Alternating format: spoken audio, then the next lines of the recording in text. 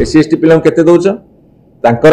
38.75% थिला बेले तांको बर्तमान 20% दौच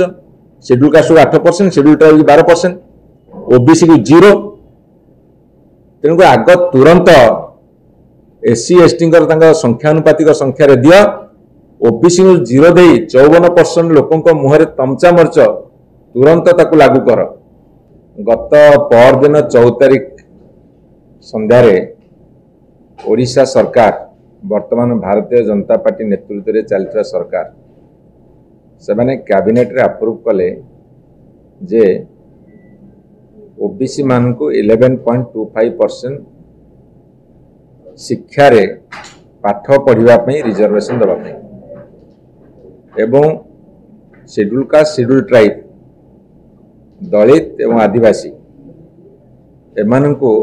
20% रु 38.75% बढ़ेले बोली कहले किंतु यह एक धोखा यह एक प्रवंचना कहीं यह एक प्रवंचना एक धोखा आम कहलु जे से माने जो रिजर्वेशन देइछंती सेतिरे हायर सेकेंडरी आमर जो स्कूल +2 कॉलेज अच्छी एवं जो अंडर ग्रेजुएट कॉलेज +3 तापर जो पोस्ट ग्रेजुएशन पीजी डिपार्टमेंट्स सेथिरे तापरे टीचर्स एजुकेशन रे तापरे लॉ रे एवं ओडिया लैंग्वेज रे आउ जो पीटी ट्रेनिंग बीपीएड एमपीएड रे एई सबुथरे रिजर्वेशन दबा कथा से कहले एवं यह एक ऐतिहासिक घोषणा बोली से माने डिंडिम पिटुछन।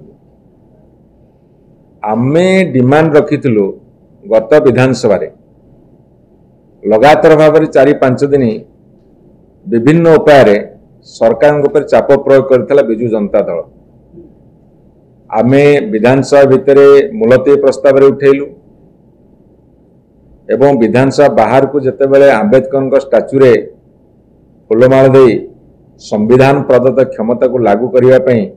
दाबी करने को आसुलु हमको गेट रे ताला पकई देले गेट भांगी करी आमे आसी आंबेडकर स्टाच्यू रे फुलमाल दबा एवं दाबी रखिमा एवं राजभवन जाई माननीय राज्यपाल को मेमोरांडम दबा यही भाव में अनेक गुड़े कार्यक्रम हाथ को नहीं एवं विधानसभा रे बहुत प्रेसर करथिलु दाबी करथिलु जो दिन एससी एसटी ओबीसी रो डिमांड डिस्कशन दिला से दिन मध्य कथा उठिला जो दिन अप्रोप्रिएशन बिल थिला से दिन मध्य कथा उठिला एवं आर्जमेंट मोशन आनी मध्य दाबी रखिलु एवं सेठी नाराबाजी करिक मध्य दाबी रखिलु एमिति अनेक प्रकार चाप बिजू जनता दल माननीय नवीन पट्टनायक विरोधी दल नेता नेतृत्व में आम एक कथा विधानसभा रे प्रकम्पित करथिलु तीव्र प्रतिवाद करथिलु से चापर बशवर्ती है एवं सारा ओडिशा रे एससी एसटी ओबीसी पछुआ वर्गर लोक मानकर चापर बशवर्ती है ए सरकार गोटे तरबरिया निष्पत्ति नहीं जेहेतु वर्षे पूर्ति होगा जाऊँगी एमान पाखे कौन सी कथा नहीं अतीत भारतीय जनता पार्टी केते तुम्बी तोफान करते आमे आसिले आमर अनुसूचित जाति अनुसूचित जनजाति एवं पछुआ वर्ग को कल्याण रे पोती दबु जेहेतु किछि करिना हंती गोटे र ब क ठ करिकी गोटे कैबिनेट अप्रूव करदे मु जो सब्जेक्ट पढ़ली से देले मुझे पचार चाहूँगी +3 रे 2,60,70,000 सीट अच्छी 1,80,000 सीट भी फिलअप होनी 80-90,000 सीट खाली पड़ुची जोटी खाली पड़ुची सेठी तुम पुणी रिजर्वेशन दौच ता माने कौन जोटी सीट खाली पड़ुची अंडर ग्रेजुएट पोस्ट ग्रेजुएशन रे तमें सही रिजर्वेशन देकी बाहाबा नौ ऐतिहासिक निष्पत्ति आमे कौन डिमांड करथिलु एससी एसटी पिला माने होंतु विशेष करी पछुआ जाति ओबीसी वर्गर पिला माने 0 पाउछंदी तांको तांकर संख्यानुपातिक संरक्षण दिया तमे ताकू देलनी आम पिला माने ओबीसी पिला माने एससी एसटी पिला माने इंजीनियर हेबेनी डाक्तर हेबेनी एमबीए प्रोफेशनल हेबेनी टेक्निकल सब्जेक्ट प्रोफेशनल सब्जेक्ट पाठ पढ़ियार सुजोग पाइबेनी एथे तमे कहला हम दउचु कौन देइछ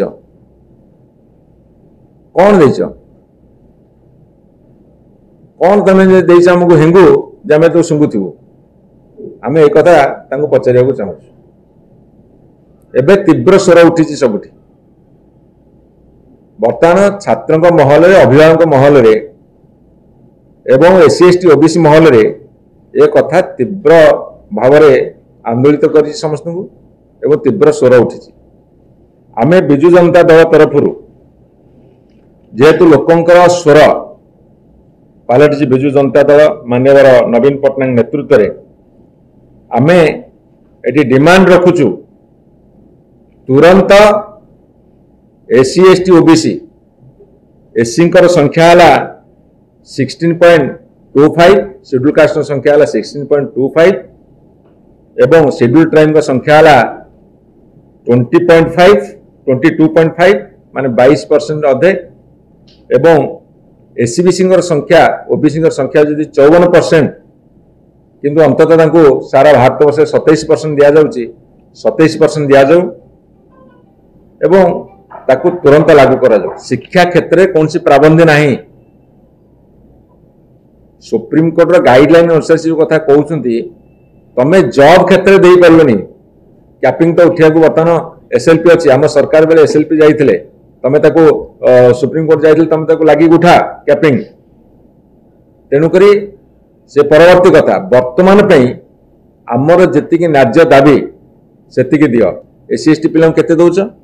तांकर 38.75% थिला बेले तांको वर्तमान 20% दउछ schedule caste 8% schedule tribe 12% OBC को 0 तेणु आग तुरंत एससी एसटी संख्यानुपातिक संख्या रे दियो ओबीसी को 0 दे 54% लोकों मुहरे तमचा मर्च तुरंत ताकू लागू कर ए भंडामी करवा चलिबो नहीं भुआ बुलाया चलिबो नहीं हेंगु सुंगेवा चलिबो नहीं ताकू लागू कर एइते पई लोकंकर स्वर बिजु जनता दल आगामी 21 तारीख दिन 10टा बेले राजभवन सम्मुख रे हजार हजार लोकों गहन रे साधारण लोक विभिन्न जगह छुट्टी आसबे आमे राजभवन आगे गणधारण देबू सत्याग्रह करूँ राज्यपाल को मेमोरांडम देबू एवं परवर्ती समय आहरी व्यापक कार्यक्रम हाथ को निया जिवो व्यापक रु व्यापक कार्यक्रम हाथ को निया जिवो घेराव हब